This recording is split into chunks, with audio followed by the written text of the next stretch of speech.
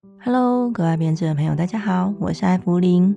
今天想和你一起钩一条很特别的围脖，它不是围在脖子上的那一刻才好看，而是放在桌上，拿在手里都能感觉到温度的那一种。这条围脖利用了同一卷渐变的长绒线，取其不同颜色段落进行钩织，边缘和绑带进行了对比色，整体的结构包含了立领、绑带，还有像花瓣一样展开的波浪饰片，就像旧时代衣物上细致却不张扬的装饰。让我们一起来钩织它吧。线材选用了单色渐变长绒线，搭配 5.0 毫米的钩针。其他的工具有记号扣、剪刀、缝针以及量尺。成品的完成尺寸如图，依照需要的尺寸修改也很简单。首先，我们以渐变长绒线深色的一端进行锁边起针，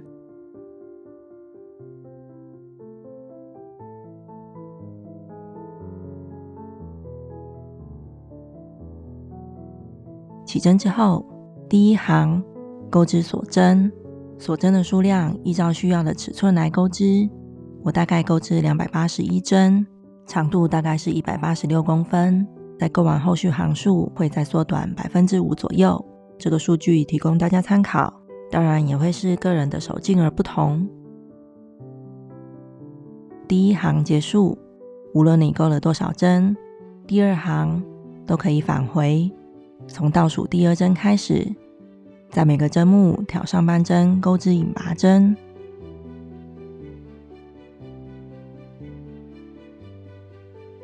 可以在第一个引拔针放记号扣，以辨别它是下一行的最后一针。钩织引拔针的时候，手劲尽量要松。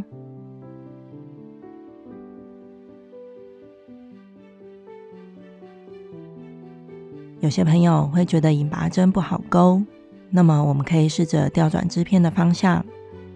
我自己是像这样子将织片直立，再挑针目钩织，你也可以试试看。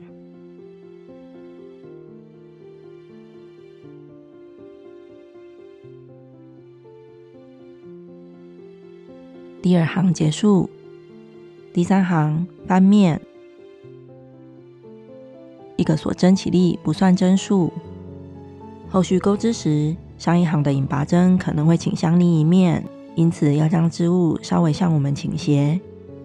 我们跳过这个起立针，在每个针目挑后半针钩织引拔针。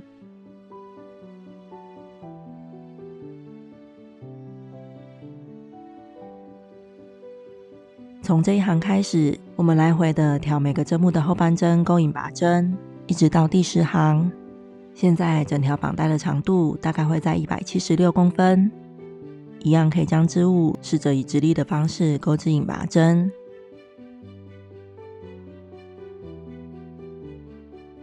我钩完第10行之后，这个绑带的宽度为3公分，你也可以依照实际的需要去调整钩织的行数来达到你要的宽度。第10行结束，引拔断线，藏好线头。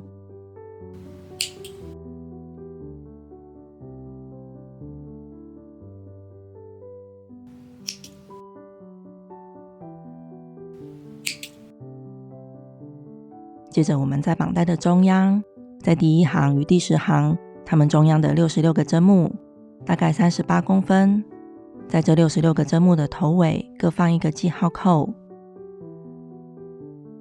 在这两侧的66个针目，我们要为它各钩织一个波浪饰片。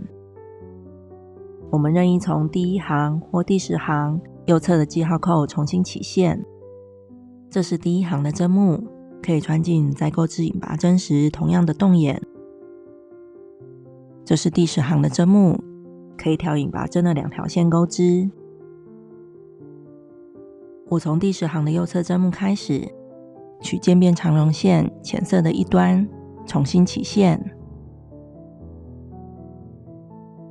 起线之后，3锁针起立，视为第一针长针。我们在这个长针上放记号扣，接着1锁针，下个针目钩织1长针加1锁针。起始的线头可以包着钩织几针再做修剪。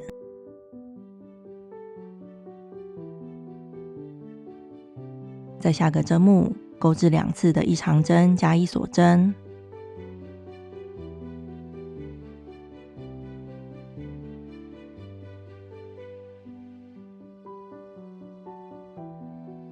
之后我们以3个针目为一组，钩织中括号的内容，连续2个针目各钩一长针加1锁针，而1个针目钩一长针加1锁针2次，直到遇到左侧的记号扣。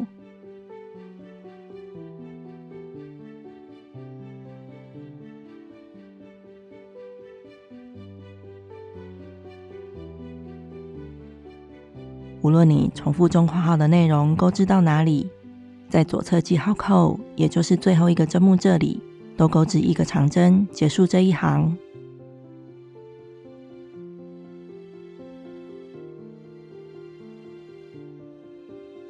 第2行翻面，第1个长针由3锁针构成，接着加1锁针，之后我们都调锁针空间钩织。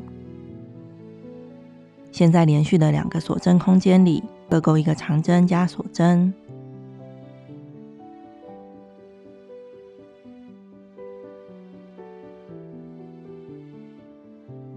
而下一个空间钩织2次的一长针加1锁针，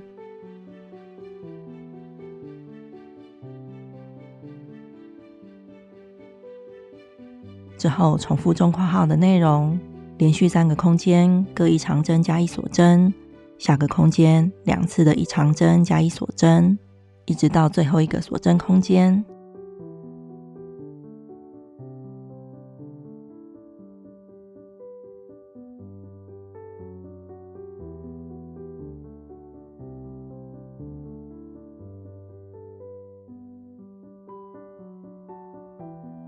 无论中括号的内容重复钩织到哪里，我们都在最后一个针目钩织一长针，结束这一行。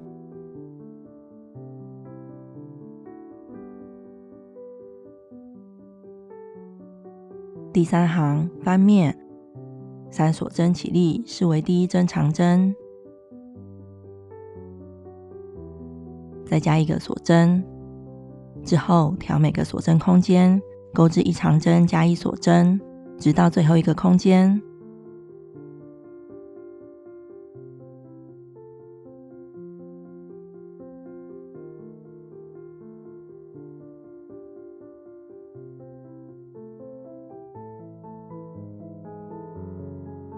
而最后一个针目，也就是做记号扣的地方，钩织1个长针，结束这一行。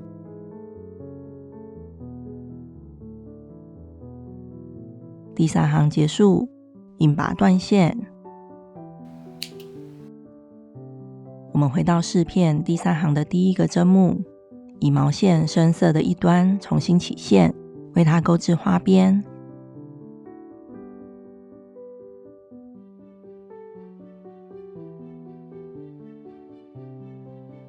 起线之后，我们重复钩织中括号的内容，3锁针，在下一个长针针目进行引拔。起线时的线头可以一并包着钩织几针，重复钩织中括号的内容直到最后。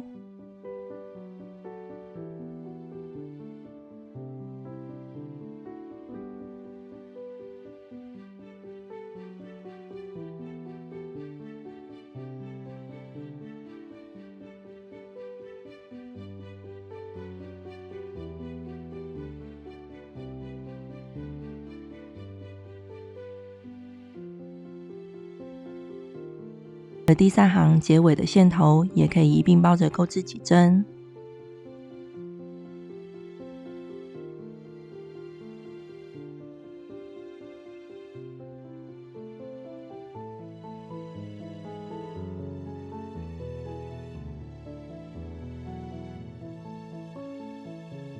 花边钩织结束，再次引拔断线，藏好线头。